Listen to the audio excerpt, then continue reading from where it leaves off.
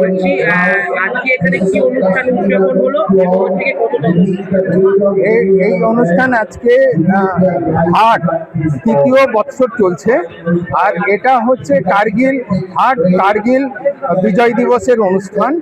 এটা ভারতবর্ষের তৃতীয় স্থান। প্রথম স্থান হচ্ছে কার্গিল সেক্টর লেতে আছে, দ্বিতীয় স্থান হচ্ছে পন্ডিচেরি আছে, তৃতীয় স্থান হচ্ছে ওয়েস্ট বেঙ্গলে এই কালনার পাশে কোয়ালডাঙ্গা গ্রামে অবস্থিত। এটা অ্যাকচুয়ালি মূলত আমাদের 1999 সালে যে পাকিস্তানের সঙ্গে লড়াই হয়েছিল, সেই লড়াইয়ে 527 জন বীর সৈনিক বলি প্রদত্ত হয়েছে, দেশের জন্য তারা জীবন আহুতি দিয়েছে। তাদেরই উদ্দেশ্যে এই কার্গিল স্মৃতিসৌধ তৈরি। আমাদের জীবনের একটা বড় পাওনা যে তাদের প্রতি আমাদের শ্রদ্ধা জ্ঞাপন করি। আর সেই মানুষগুলো যারা দেশের জন্য নিজের জীবন আহুতি দিয়েছে, তাদের প্রতি আমার শ্রদ্ধাঞ্জলি রইল। আচ্ছা, বলছি কি এইখানে আজকে একটি বইয়ের উদ্বোধন হলো, হচ্ছে আপনার লেখা কি বইয়ের উদ্বোধন?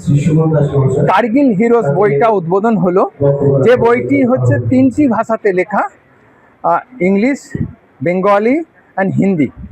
ইংলিশ এই কারণে লেখা যে যখন এরা ভারতের বাইরে এই বইটা রিলিজ হয়ে মানে চলে গেছে, মানে অ্যামাজন অলরেডি এই বইটা নিয়ে নিয়েছে আমার কাছ থেকে, সেই জন্য ভারতের বাইরে যখন যাই সেটা ভারতবর্ষের জন্য একটা গুরুত্বপূর্ণ, যে এই সৈনিকদের বায়োডাটা পাওয়া যাবে।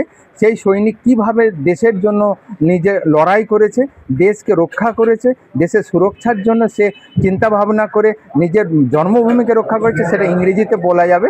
দ্বিতীয় হচ্ছে একটা হিন্দি, আমাদের ভারতবর্ষের ম্যাক্সিমাম হিন্দি ভাষাবালী তাদের জন্য সেম পড়তে পারবে। আর বেঙ্গলি যে ওয়েস্ট বেঙ্গলের মানুষ আছে যারা বাংলা পড়তে পারে, তাদের জন্য এই বইটি মূলত কি কি মানে থেকে তুলে ধরেছেন আপনি? এ যত বীর সৈনিকের বীর চক্র পেয়েছে, তাদের বিভিন্ন জায়গা থেকে যারা মানে লড়াইয়ের যে জায়গাগুলো ছিল, সেই জায়গায় তারা লড়াই করেছে, সেই সম্বন্ধে জানার জন্য। তারা দেশের জন্য অর্জুন চক্র পেয়েছে, বীর চক্র পেয়েছে, মহাবীর চক্র পেয়েছে, তাদের জীবনী নিয়ে এই বইটা লেখা। আচ্ছা, বলছি দেখা গেল যে গ্রামের বুকে একটি তোরণেরও উদ্বোধন হলো আজকে, কে কি উপস্থিত ছিলেন সেখানে? আজকে এই তোরণটা একটা মানে কার্গিল ওয়ার মেমোরিয়ালের একটা প্রবেশদ্বার ওপেন হলো। সেটার মধ্যে এইটুকু ইতিহাস আছে যে 527 জনের লড়াইয়ে যে আহুতি করেছে, তারই একটা তোরণ তৈরি হয়েছে, সেটা উদ্বোধন করছে আমাদের শ্রদ্ধেয় সুব্রত পাল, শঙ্কর হালদার, ফিরোজ শেখ, আরও বিশেষ গুণীজন এখানে ছিলেন। সুমাল্য দাস ছিলেন, অনিল চক্রবর্তী ছিলেন, শৈলেন হাজারি ছিলেন। আর আপনাদের এই রিপোর্টারদের মাধ্যমগুলো আরও বেশি যেন হয়, দেশের জন্য তারা চিন্তা ভাবনা করুন।